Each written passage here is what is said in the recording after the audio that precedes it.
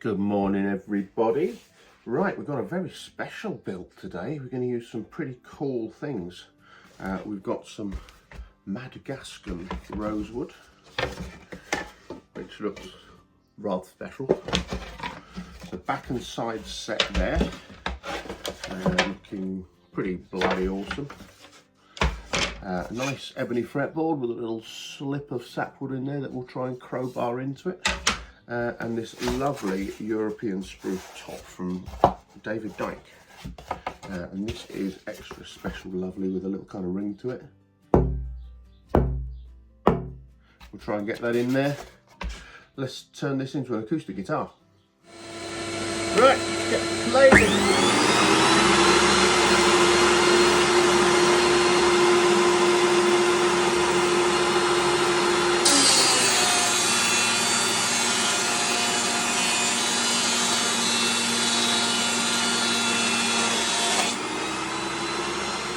Okay, so we've got those planed down. They are currently 2 1/4 mil thick. What that basically gives you is enough ability to flex those underneath heat. You can see that in voila. So these are going to be the sides. Next thing we need to do is cut the sides down to make them into a little bit of a taper. Then we'll bend them into shape. Right, so we're planed down. We're cut to size with nice straight edges. The way that I've done that is obviously by sticking them together with the old super glue and tape. So that's those done. Right, let's bend the buggers. Right then, so basically what we've got is an OM setup with my bending form here. We're going to put the piece of timber over the top, like so. So we start off there. Get it into the right position, sink the middle, bend the sides down with a smidge of steam. A job's a good one. I'll get that all together. I'll put you on a sort of bit of a commentary and we'll just do it in real time.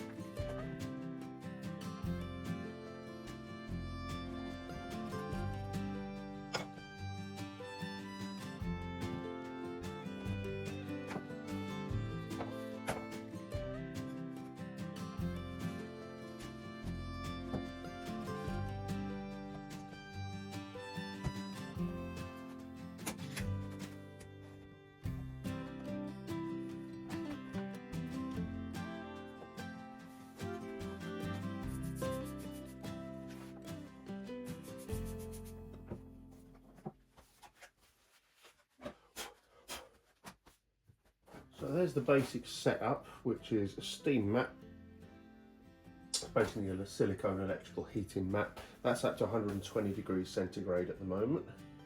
It's got a little bit of water underneath there just as a spritz. That's already getting hot. I've clamped that on at the top corner of the lower bout, and I know that that base is going to come onto here, so that means that I've got the exact same reference point. The first thing to do, you can see a little bit of steam coming out now, is just to bend this centre portion in. All good. Gotta wait a couple of minutes just to let the heat start to do the business. And whilst you're doing that, you can start to sort of kind of set up. So you might be able to hear on the video, but we've got a bit of sort of a crackling and cooking, and you can start to see it already wanting to bend. So the plan of action is I'll put you on the little mount and I'm just going to squeeze these down until that comes down into that gap. All right. So you just want to move everything gently. But with rosewood, it's all pretty straightforward in fairness, because it's quite an oily wood. It's beautiful to bend in fairness. You don't get much in the way of cracking or anything like that. So we've just got that lovely little cookie sizzle going on. And that's just jumping into position.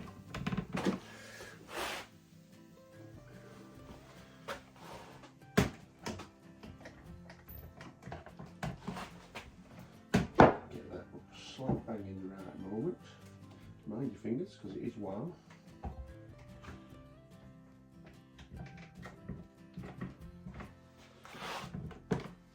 And so that is clamped down onto that centre portion now. Now the good thing is that becomes my new reference point. These can come off. So we pop them on the side there.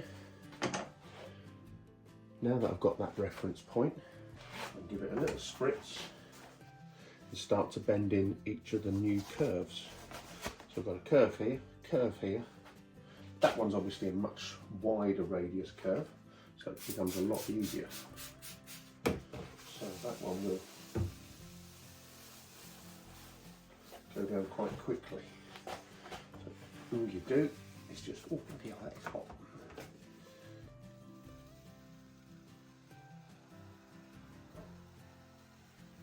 You can see how easily that is beginning to get. So it's beginning to just want to hold there a little minute.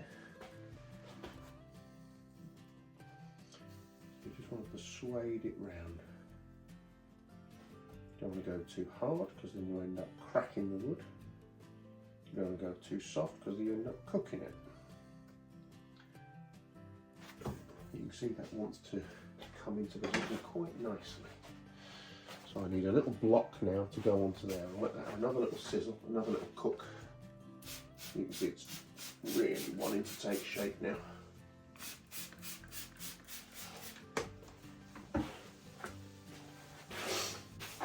So my favourite thing to use are good old sanding blocks because they're nice and robust. And that's coming down quite nicely. Beautiful, that's going to go.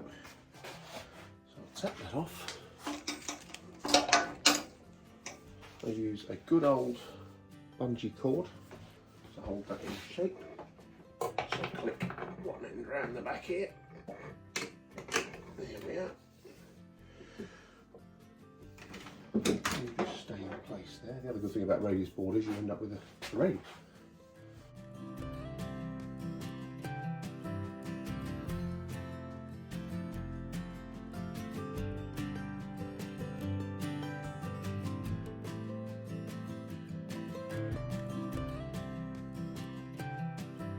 And there we go, all nicely put into position, clamped in. I'm going to give that about 10 minutes of just cooking at that same temperature so that it learns where it's at. Then we'll take it out, put it in its big frame clamp, do the other one. All right, so we've had our bit of time. That is now warm to the touch, but touchable.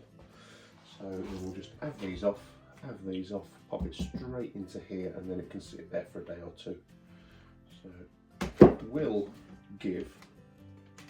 It's not going to be absolutely spot on in position.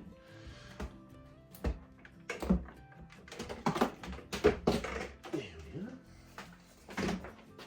Well, not bad at all.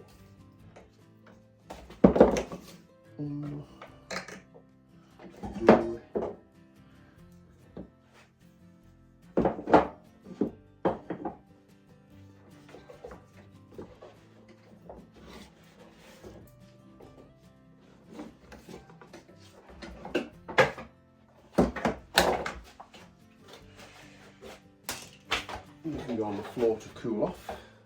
So there's the bent side. As you can see, it just needs popping into its little holder. And it's still quite toasty. So that's going to go into there. And we'll just buckle this in, jobs are good. Et voila, so that's going to be its home for a couple of days now whilst it cools down and sort of gets its memory a little bit. We'll get on, do the other side, pop that one in there, and then we'll put that away whilst we're getting on everything else.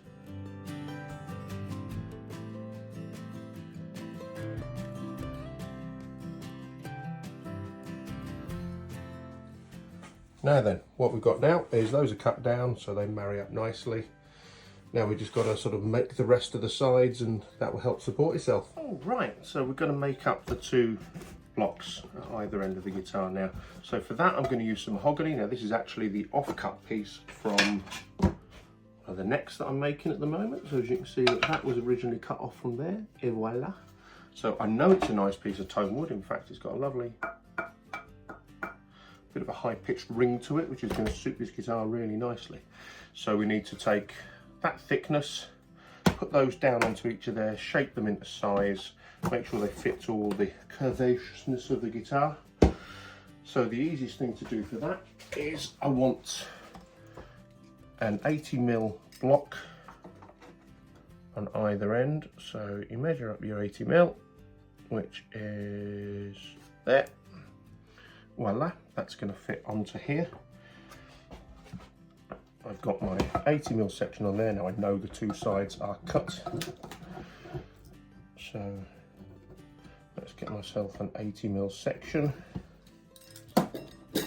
We'll chop that down, get the depths right. We'll start to sand those off and glue them in. Relatively simple, making two bits of jigsaw bits together.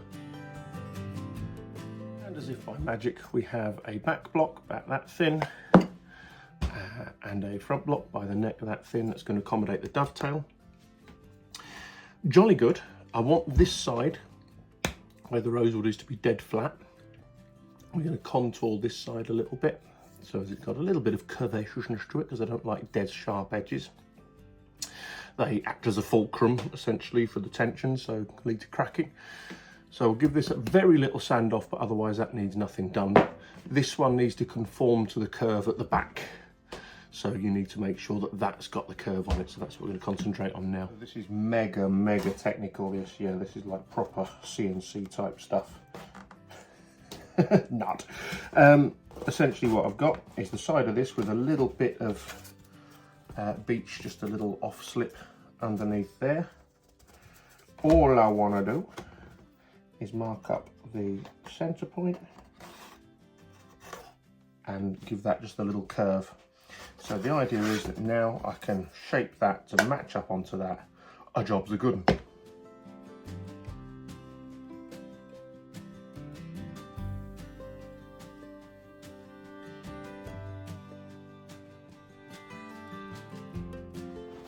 Steady camera.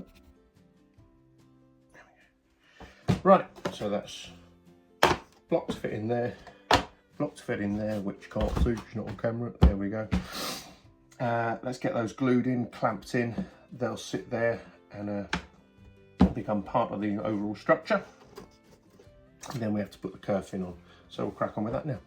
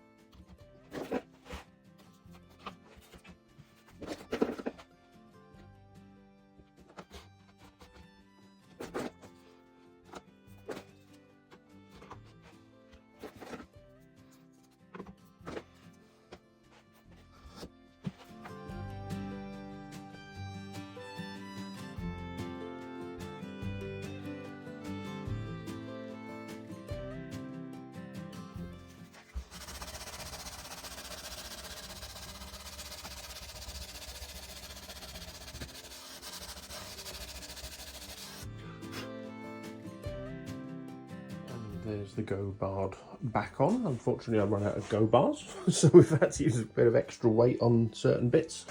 But that'll stick beautifully. We'll give that a good 24 hours and the world is groovy. Right, I'm just putting in the little strengthening side bars. So what I need to do is measure one up with L caliper.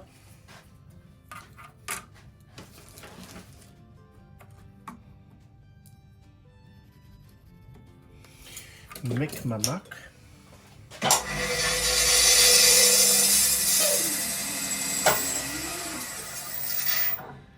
Make sure the bugger fits.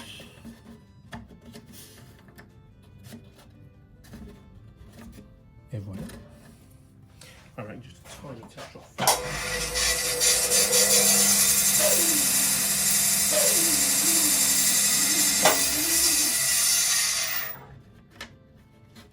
That's the spirit. Jolly good.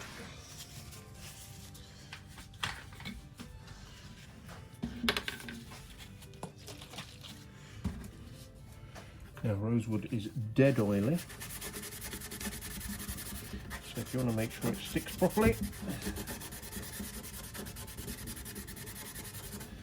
clean off both bits, look at that, with acetone.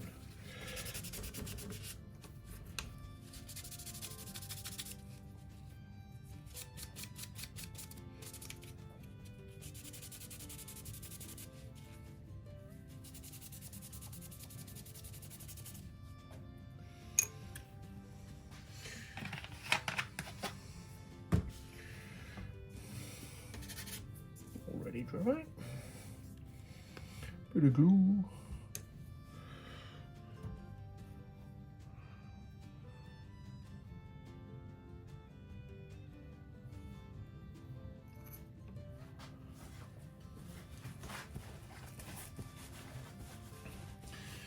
Now, clamp wise,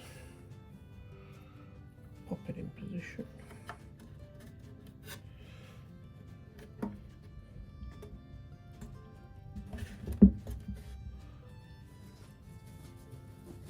Too many cloths.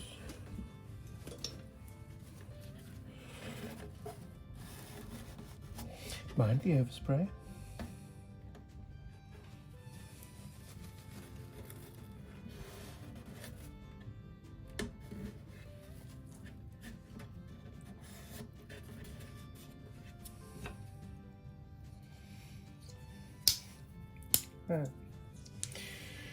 Strong little magnets are a fantastic way of clamping them in position, and they're blooming strong.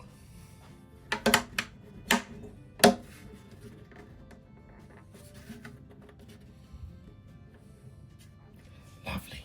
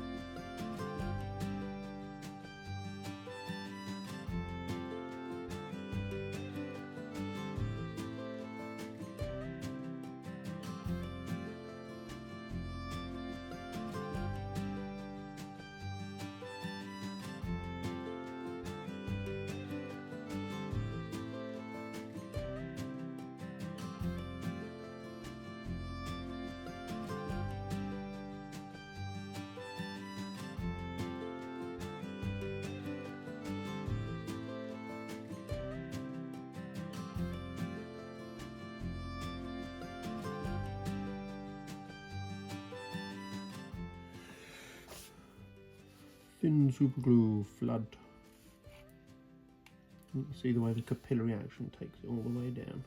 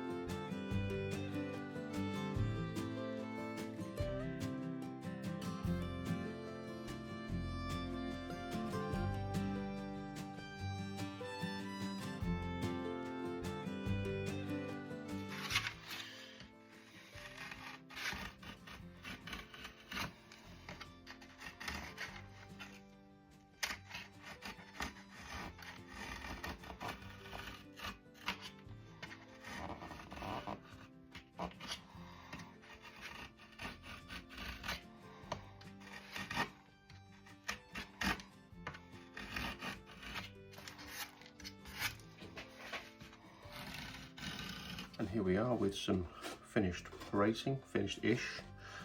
It's all got to be sanded and just fine-tuned, but essentially most of the carving out is done now. So what you get is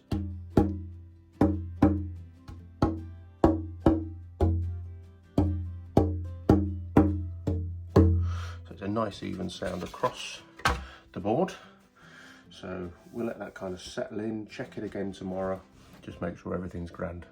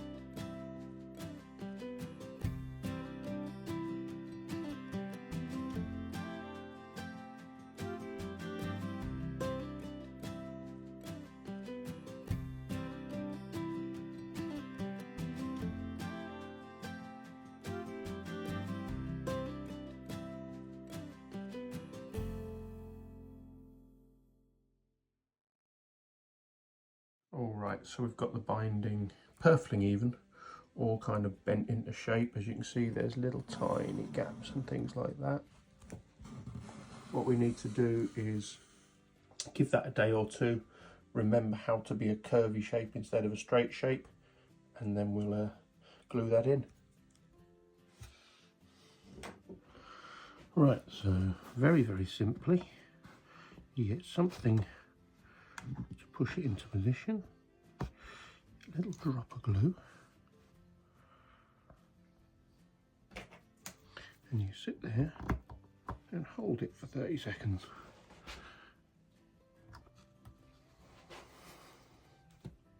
And then when you're ready, a little tiny spray of activator to speed the process up.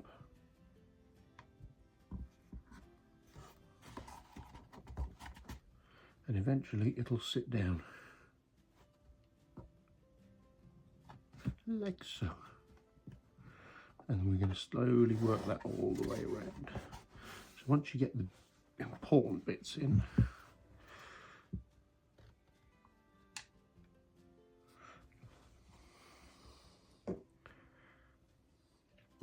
then you're all good.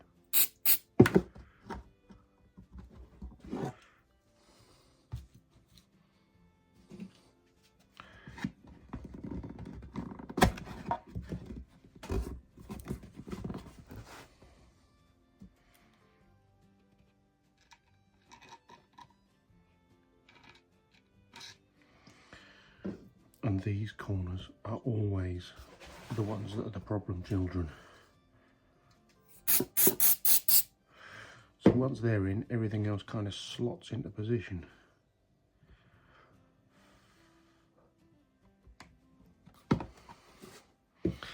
And there we go. So you can get off all the excess. And obviously these are very proud right now, so we don't mind getting into that, but it gives me a good idea of what the gaps are. And once they're in, we can start to do the rest.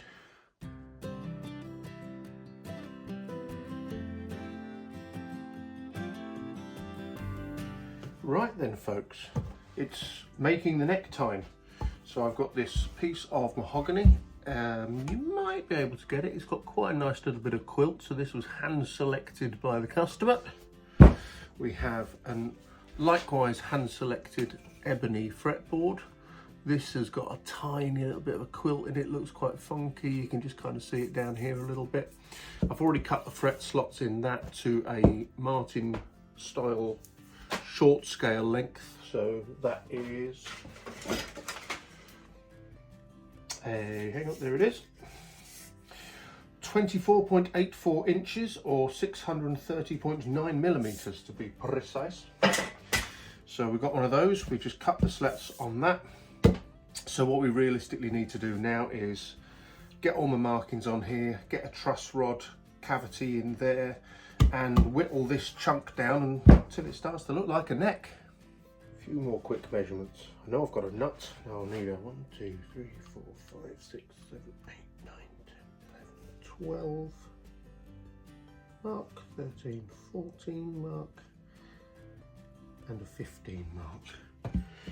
So 12, just so as I know where the 12th fret is, to make sure that I'm bob on the halfway for my 12th fret mark, which is obviously halfway on any scale length.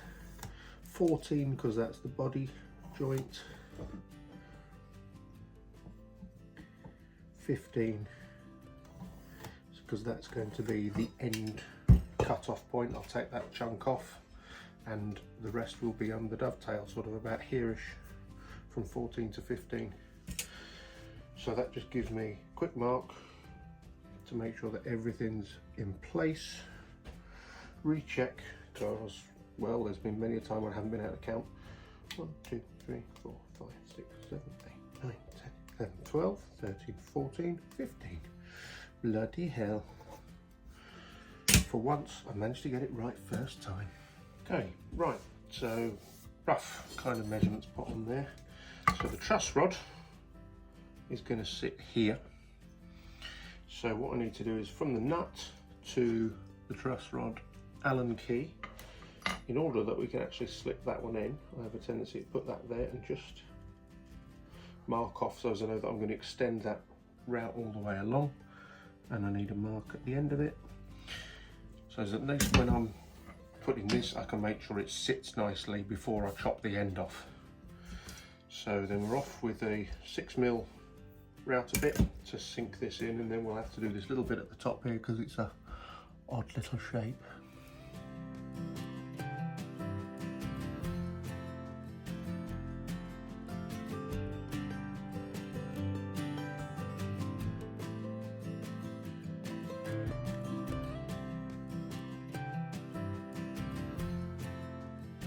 Okay, channel's been routed. Top end has got all its little gizmos on there. So what you've essentially got is your truss rod. I'm not sure if you've ever seen a truss rod before. That's essentially 2 metal strips. You twist one end and it tightens it up and bends it one way, twist it the other, it goes the other way. And that allows you some neck adjustment. So my little truss rod, you can see my key, Allen key is going to go in there. That'll twist it, and you can already see it beginning to bow in there. So that's going to sit nicely in there. The fretboard will slap on over the top of it. Splendid. Okay, over to the bandsaw. The next thing for me to do is cut the angle of that neck. Go on, focus. Going to cut the angle of that neck on one side, cut down here and give my neck angle a nice straight shape. So on with the headphones, on with the glasses.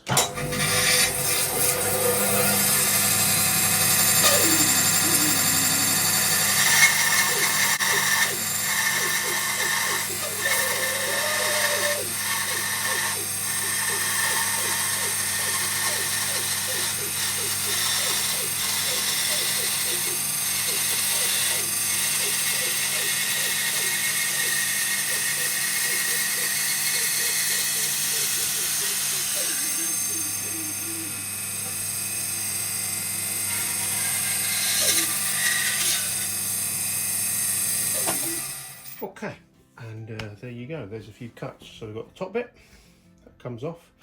Now, one thing you can always say is why you measure things out roughly is because if you look closely on there, we've got one side and it's just ever so slightly cut at an angle. No biggie, we'll tidy that up, and by the time you've got to the edges there, you're probably talking about 1/4 to 1/2 mil. The back, so that's now cut the whole thing flat. I'm going to use that to rest on when I'm doing things like fretting. So obviously that's a nice mirror image. And now all we need to do is cut off across here. And now we've chopped off its bum. Right, so we're beginning to get more like a shape now. Now the nice thing about this is obviously I want an extra depth on here for the whole drop of that neck joint. I've got just the thing to attach onto there, which is exactly the same piece of timber with a very similar grain. So I'll be using this nub ender later on to attach onto there to make up the full depth and drop. Always try and waste not, want not.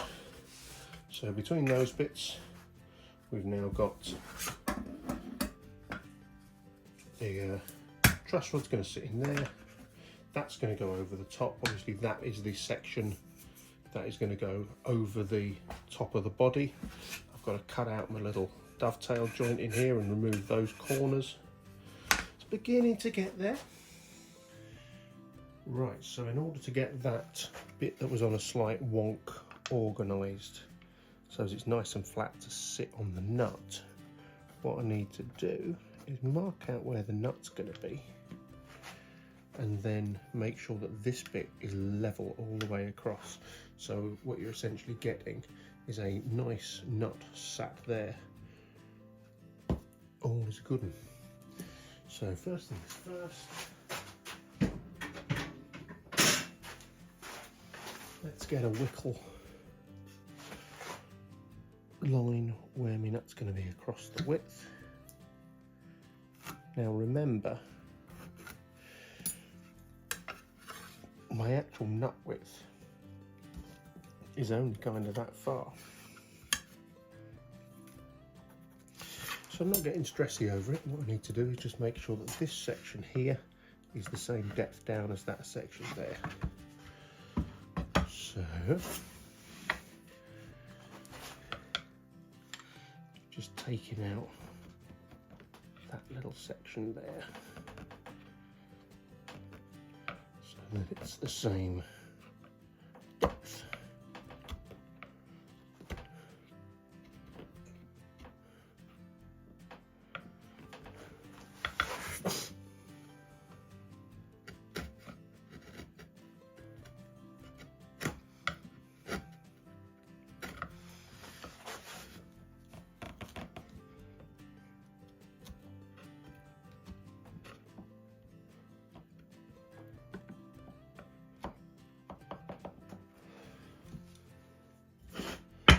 Where's my blade?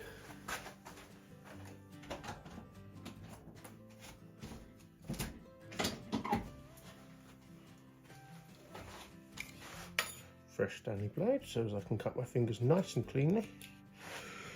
And then all I want to do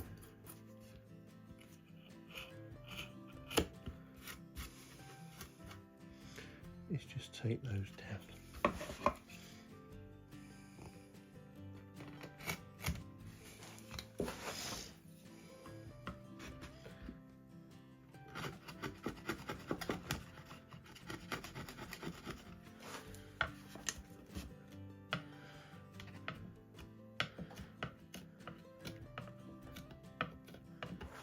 And we'll just rinse and repeat that until such a point as we've got everything nice and even on both sides. Because what I want to do is just measure those calipers down.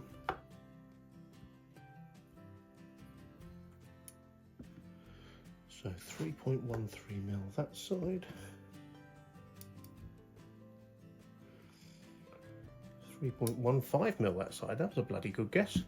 Happy days. And there we go, all tidied up. So as that's going to sit on there nice and cleanly. I've got my offcut from the backboard. That's going to be that way around. That's going to be sat on there as the headstock veneer, and everything kind of flushes up and marries up very nicely on the top there. Yay!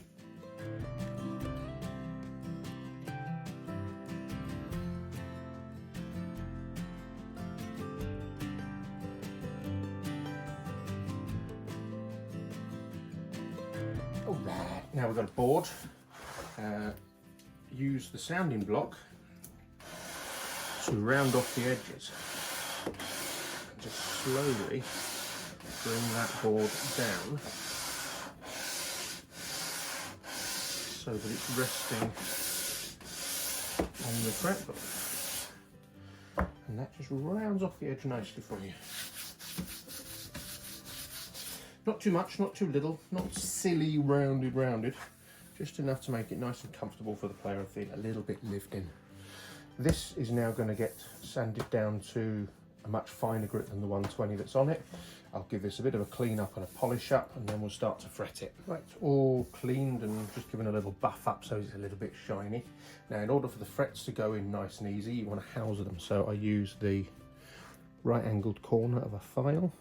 I literally just round those edges off. And that's it, it's all that needs.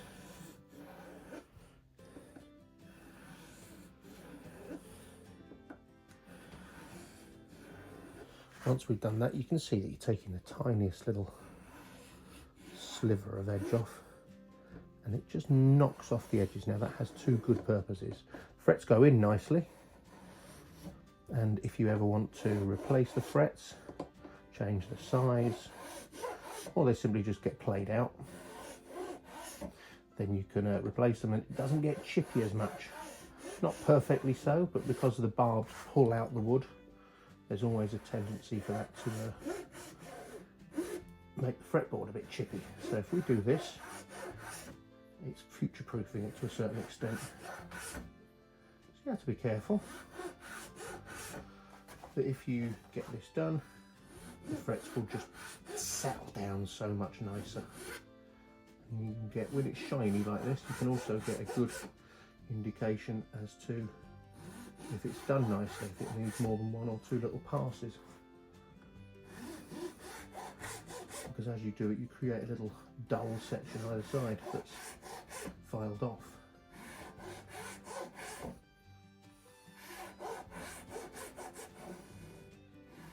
Like that. There we go. So those will immediately look wider.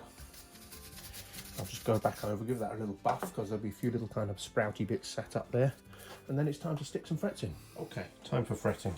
For that I'll need my fret clippers, some fret wire. As you can see, I've just bent that into the radius I want. That radius is actually just marginally larger than the radius I need for the board.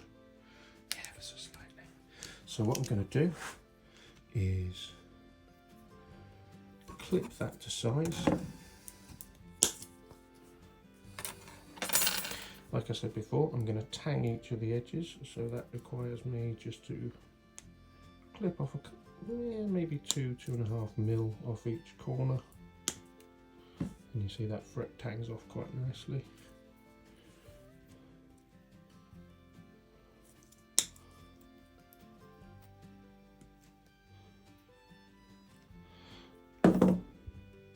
And that's going to go in there. And I grab the persuader and we get both ends in. Where's my ender gone? There it is. And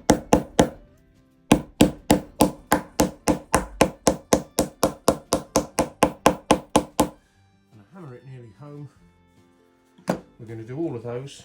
Then what we need to do is get the fret press out, press them down so they're all as level as I can get them, and they're all of a nice size, they're all of a nice sort of consistency. That's going to help with the fret leveling.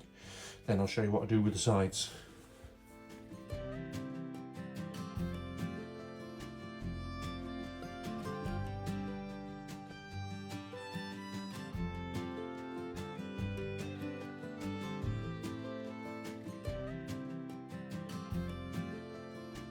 There's all the frets in, and as you can see, what you have is instantaneously got a back bow in there. So you can see why guitar companies sometimes didn't put truss rods in their older models. What we need to do is make sure we're not going to fret level that as it stands. We'll attach that onto the neck before we carve it. Make sure that it's nice and flat. Then we can use the truss rod to get it totally flat, because obviously you're still going to put something curved with a bit of tension in it onto the neck. And then we can do the fret leveling. Right, so I'm just going to show you a quick bit of fret crowning. So these have all been levelled. As you can see, this area here has been levelled.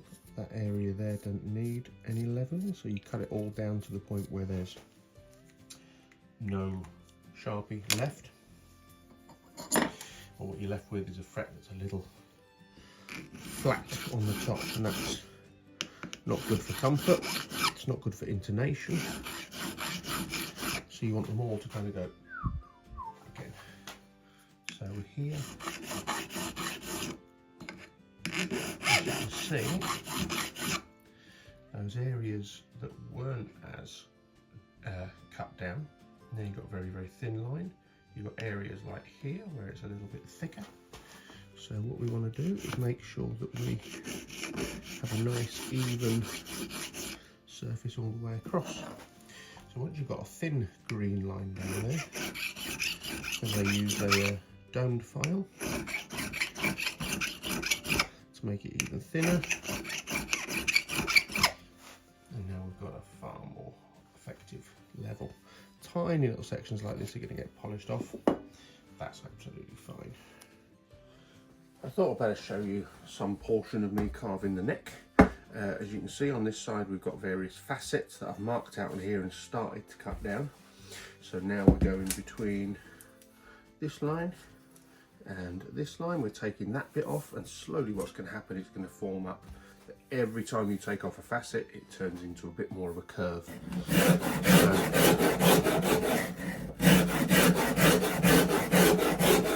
Sorry if the camera's a bit wobbly.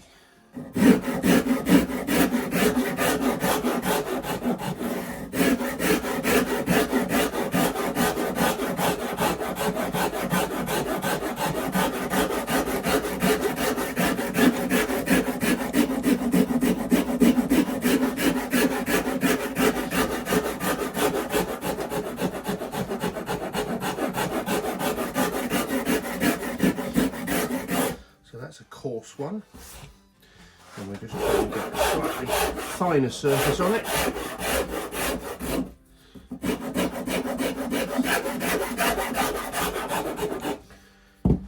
Then when you've got little corners like this, a half round file is all that's required.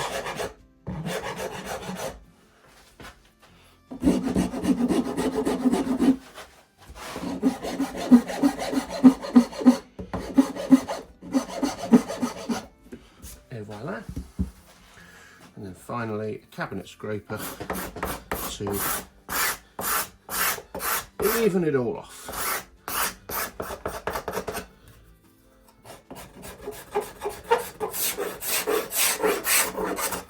And that gives you a nice long edge. So we're going to carry on doing that one, slowly get all these edges down. For that I'll put you on time lapse.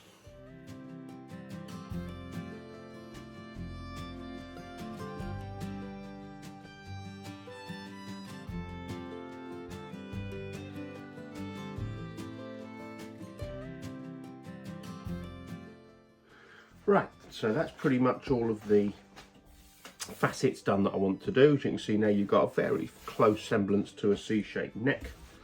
Now in order to take each of these little sharp edges off, all you need to do is just take off the edge. And if you go around, they just fall over. And you can have a little feel about each one. A little tiny bit there,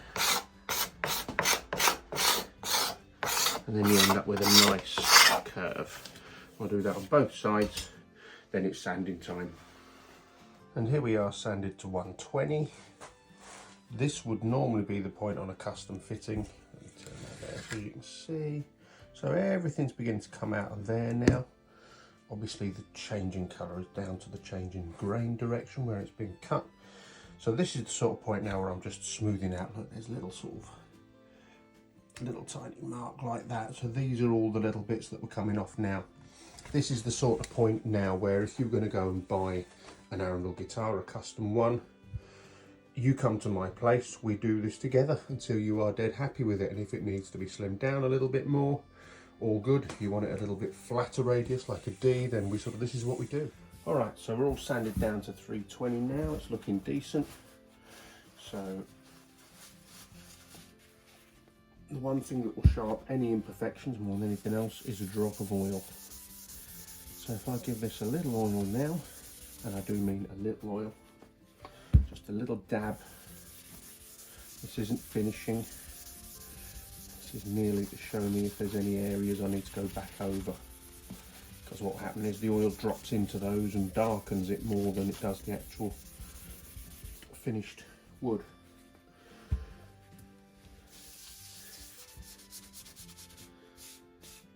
So I give this a good old little area. And there's just one tiny little bit on there, if you can see. Little light bits like that are exactly what I'm after. And that gives me a good finish. If it soaks up evenly, then we're all happy days.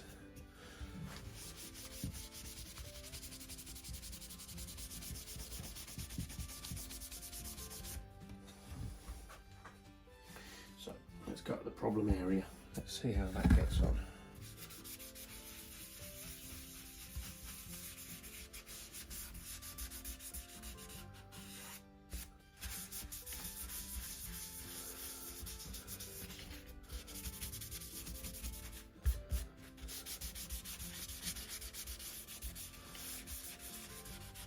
So that is surprisingly good, actually.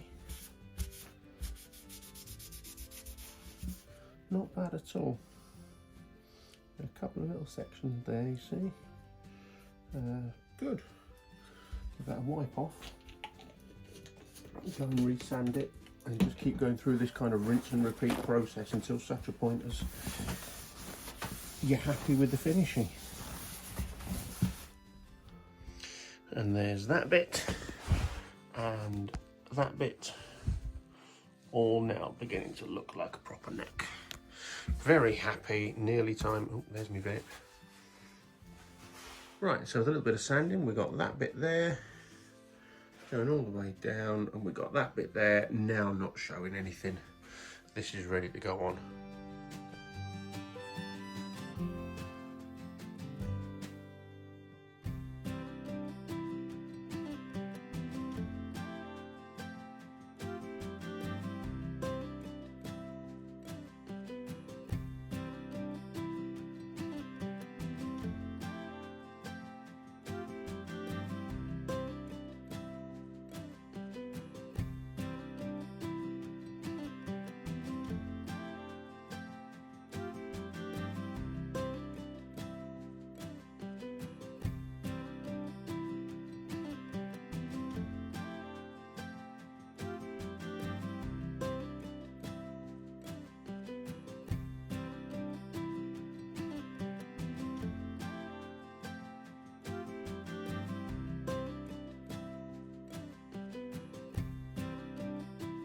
Okay, neck on.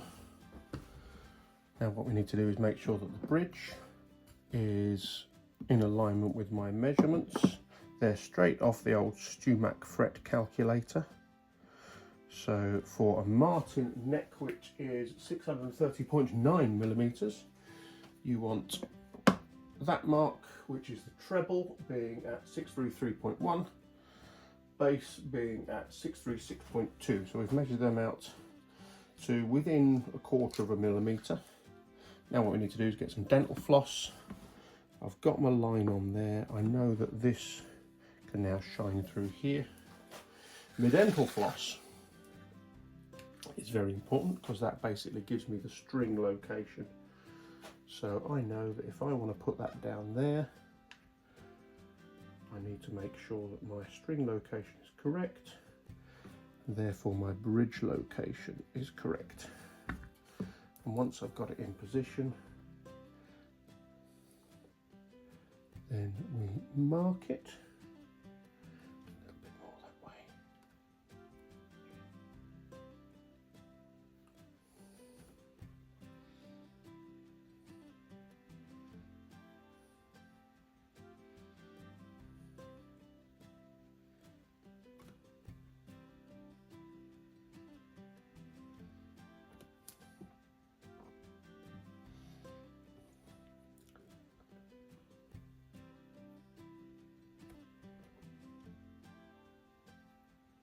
So the outside of my string positions are spot on the money.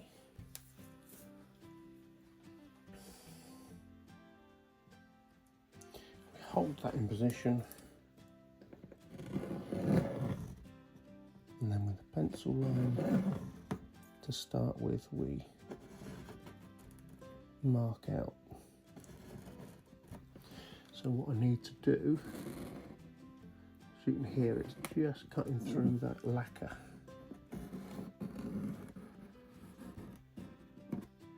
Once it's marked out, then we need to remove the lacquer.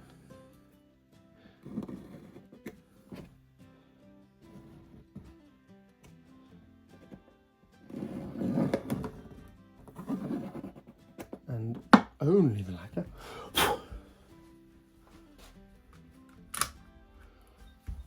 So now I need to score around this, remove the lacquer so that's got something to glue onto, and we're away.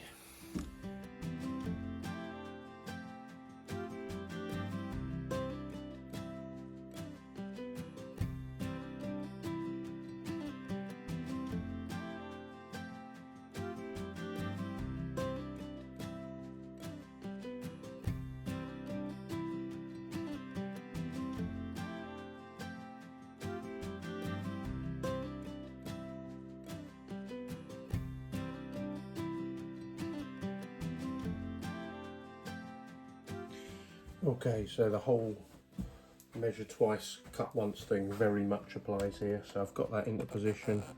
We've remeasured it, it's on the money lengthwise. Each side is nice for string placements. So what we need to do now is drill a hole either side here so that the actual clamp can go in position.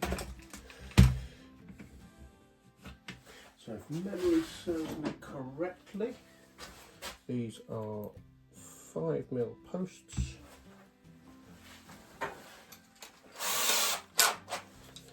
The block that's underneath here goes all the way across, so we're not going to be pushing through.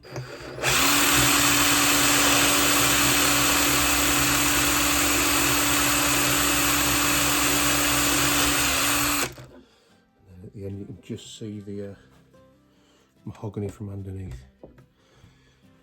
Now that I've got that post in, I'll move this across very carefully,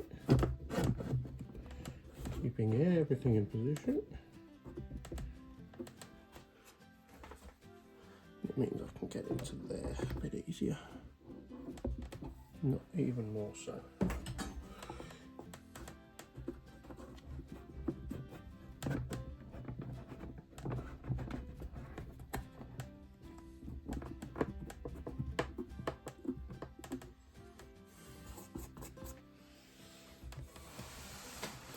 After all your measuring, the one thing you don't want to do is have a pissed screw hole.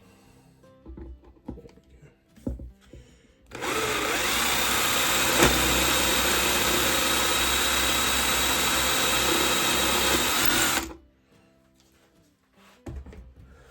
go.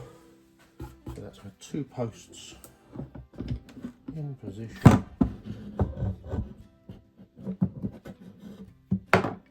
It's fallen off.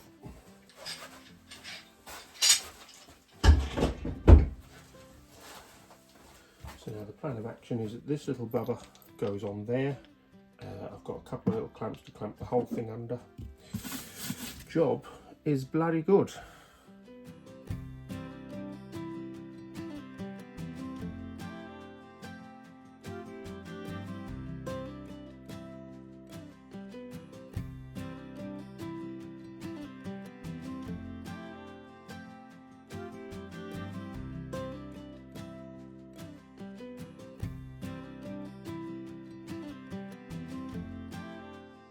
I know you said satin on the back.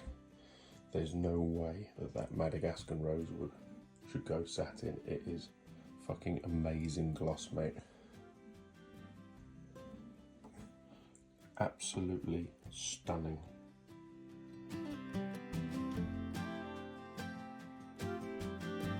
There we go, my boy. other than a set of strings and a nut and a setup, we're pretty much there. There's a flip.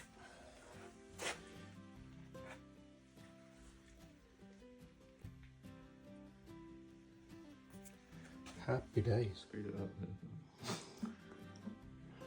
Look at that, bare claw and everything.